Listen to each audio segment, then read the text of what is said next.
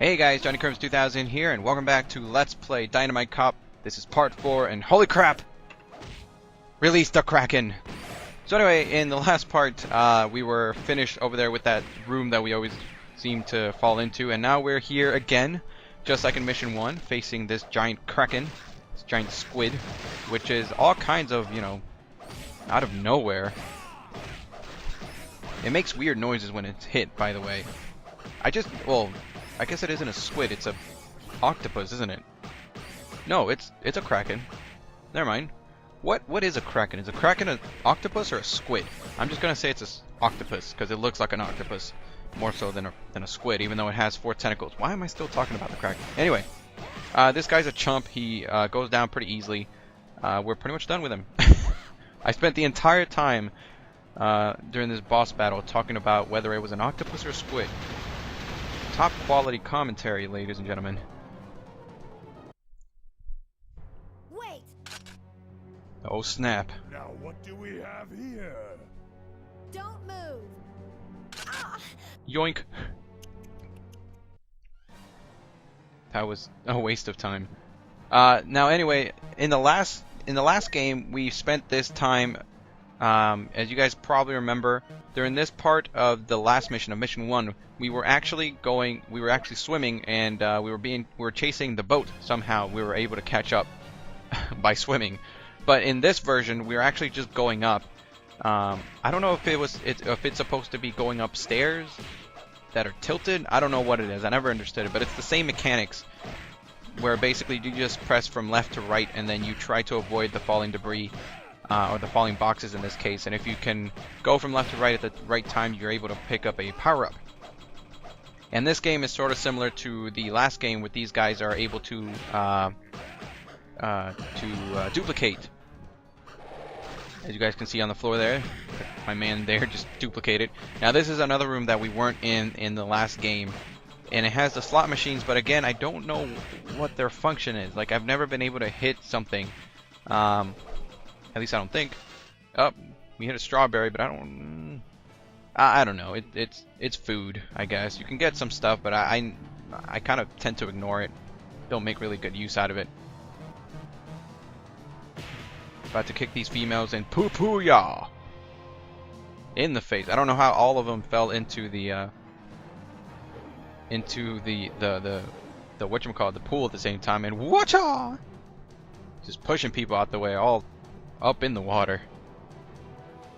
Now this is yet another place that we weren't in before. Now as you can probably tell, you probably can already tell where this is going. We have our captured friend up there, and if you've already been following me, if you've seen part 1 and 2 of my Let's Play of Dynamite Cop from the first mission, you can probably already tell what's going to happen next. We're going to have to fight these guys, finish them off, and we're going to rescue that guy. But as you can probably already tell, we're doing the same thing. We're in a completely different room. In the last mission we were going to an island, and that's pretty much where we ended it. But this time we're saving this guy in a disco, which is presumably still on the ship itself, even though in the last mission we actually got off the ship and went to an entirely different island. So groovy, man. Look at that floor. Watch out! And oh to knows, we've been betrayed. So as you can probably tell, yes, we were betrayed. We are overacting over there. Jesus. You know, you should probably not tilt your head down when you're facing a guy like this. So yeah, in the last mission, in Mission 1, we faced this guy on top of a wreck, you know, I think it was a ship inside of an island, like an island cave. I don't know how to really describe it. And now we're facing this guy instead on this thing. I don't know how to explain it. It's kind of weird. Like I said, there are very, very minor changes, but they're all essentially the same thing. You'll still face the big fat guy. You know, with the restaurant, he'll be different every time. You'll still face the Kraken. You'll face this douche who betrays you. And then, we'll face Wolf Hongo. Somehow he's changed his body to destroy us, apparently. So now, as you can probably tell, yes, in this mission, all the events take place on the ship itself, and we never go to the other island or anything like that. Everything stays within the ship. And as you can probably tell, this is slightly different from the fight that we had before, because this time he has a weapon on him. Last time he didn't really have a weapon, he just kind of did this thing. Or actually, did he have a weapon? I can't remember, but I don't remember him doing that little stabby thing. Or am I just high and I can't remember what I'm talking about? That's probably the case. But either way, this guy is still pretty much the same. He'll do his little twirly thing. He'll reappear somewhere else, and then as soon as he reappears, he'll shoot you with, you know, some bullets and stuff like that, which is not fun. Not fun at all. I am not a fan of Wolf Hongo. Which, by the way, what kind of name is Wolf Hongo? Just crazy. Just all kinds of crazy. And for whatever reason, the president's daughter is still kneeling down over there, hurt, apparently. And, yeah, it's the same, pretty much the same battle. So, the same advice that I gave before, it still applies here. Booyah! I love some of the moves here. Some of the moves that you're able to perform in this game are really look painful. I'm more partial to the grab attacks myself, although I can never get them to come off whenever I want to. They usually just come off by accident, which is really sad because you're able to do like suplexes and German suplexes and slams and stuff like that. Oh, it's so satisfying. And I don't know why my friend is jumping up and down like an idiot. Can I kill this man like while I'm naked? Booyah!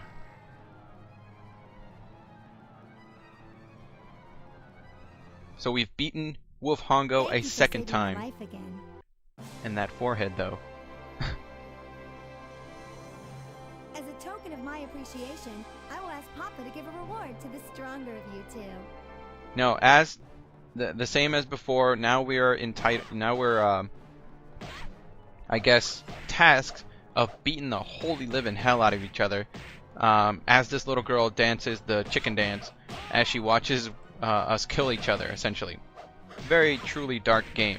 Now, if you guys saw the last time that me and my friend Megan here got to this point, you might have remembered that we were kind of spamming the continues.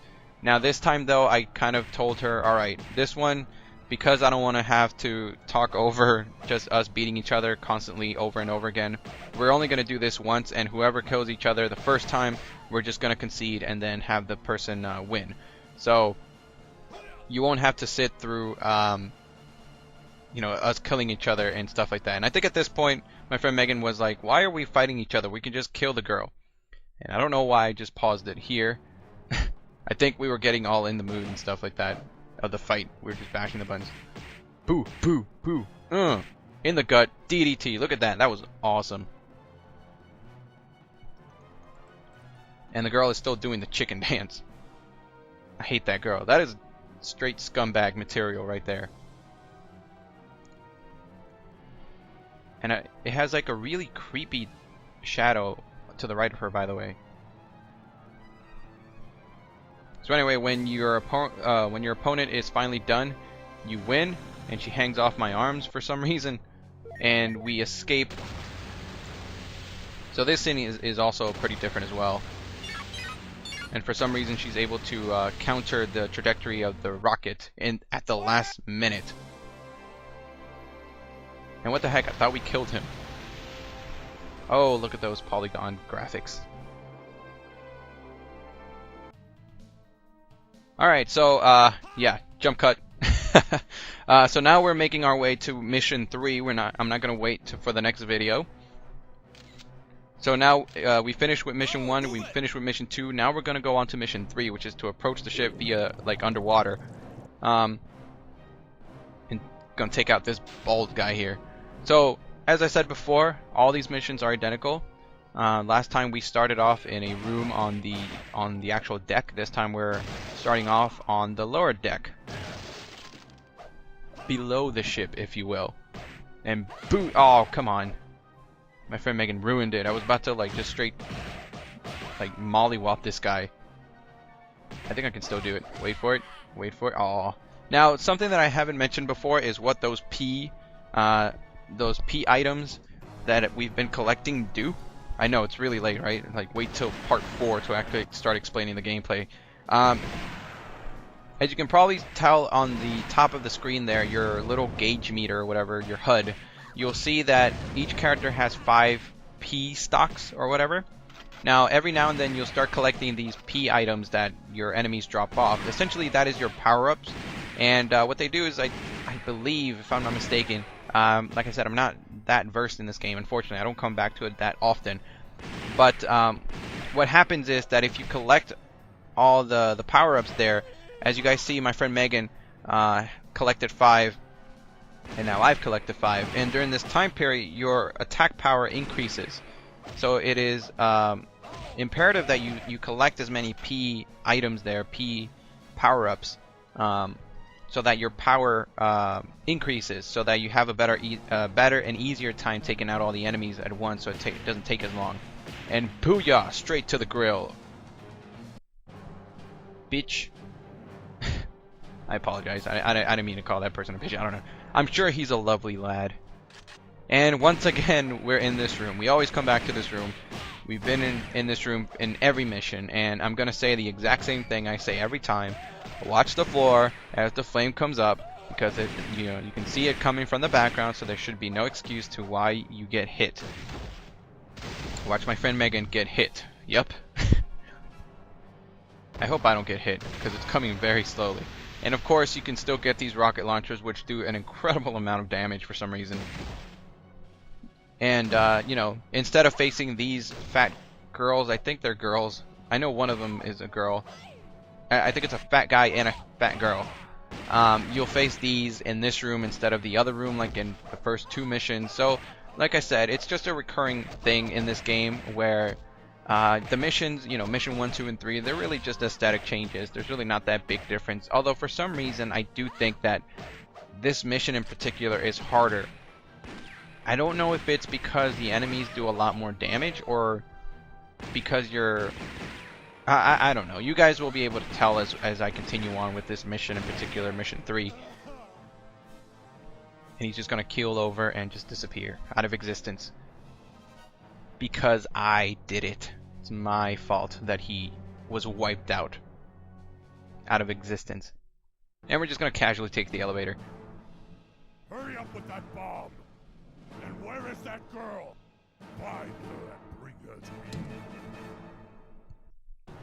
Now again, that cutscene was also very different from the last time, as you guys can probably remember. The last time we saw that cutscene, she actually was hiding underneath the bed. This time she was kind of just walking out of the room very casually. Which is kind of strange, considering that this is, they're trying to get money, some sort of extortion, I'm assuming, from this girl, and they're just going to casually let her get away. It's very hard to find good help these days. Booyah! I love that. And you can arrest people, by the way. Don't know if I forgot to mention that. So anyway, guys, that's the end of part 4 of Let's Play Dynamite Cop. We're just going to go into the quick time event, and that'll be the end of this part. But I will see you guys in my next video. Alright, peace out. Booyah in the grill! As always, if you like this video, be sure to hit that like button and subscribe to my channel if you want to get more stuff from me. In the meantime, if you like my videos, be sure to find me on Twitter, Tumblr, Raptr, and Screwattack.com to see the other gaming related content that I upload. Info is in the description. Who knows? Maybe you'll like my stuff. Maybe. Maybe.